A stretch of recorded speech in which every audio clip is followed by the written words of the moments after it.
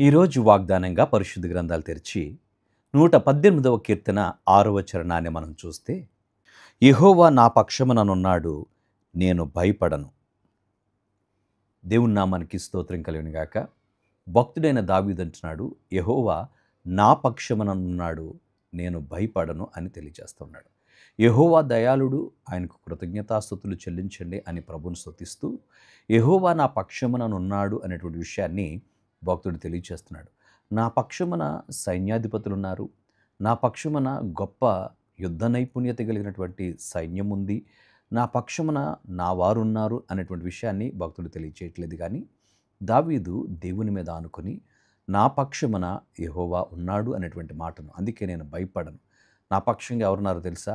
దేవుడున్నాడు, కనుక నేను భయపడను అనేటువంటి విషయాన్ని భక్తుడు తెలియచేస్తున్నాడు. చాలాసార్లు నీకు కష్టాలు కలిగినప్పుడు, నీకు ఇబ్బందులు వచ్చినప్పుడు, నీవు ఇరుకులు గుండా వెళ్ళవలసి వచ్చినప్పుడు, అనారోగ్య పరిస్థితులు గుండా వెళ్ళవలసి వచ్చినప్పుడు, నా పక్షంగా ఎవరూ లేరే, నాకు సహాయం చేసేవారు ఎవరూ లేరే, నా పక్షంగా ఎవరుంటారు అని కృంగిపోతున్నావేమో, నీ పక్షమున యెహోవా ఉన్నాడు. దావీదు పక్షంగా ఉన్నటువంటి దేవుడు నీ పక్షంగా కూడా ఉన్నాడు.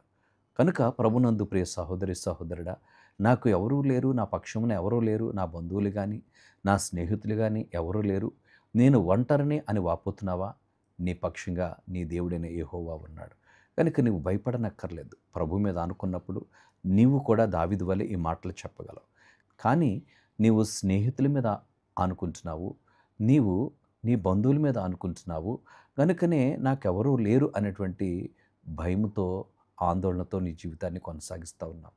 ఎప్పుడైతే నీ దేవాది దేవునికి నిన్ను నువ్వు సమర్పించుకుంటావో, నీ జీవితాన్ని ప్రభువుకు అప్పగించుకుంటావో, దేవుడు నీ జీవితంలో గొప్ప కార్యాలు జరిగిస్తాడు.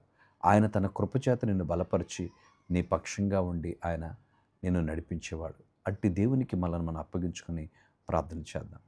పరిశుద్ధుడా, నీకు వందనాలు. నీవు మా పక్షమున ఉండి గొప్ప కార్యాలు జరిగించే దేవుడుగా ఉన్నందుకు నీకు స్తోత్రాలు. నాయనా, నీ సన్నిధిని నీ బిడ్డలతో ఉంచి అన్ని విషయాల్లో నీ కృపా సన్నిధి వారితో ఉంచి నడిపించుమని యేసయ్య నామమున అడుగుచున్నాము తండ్రి. ఆమేన్.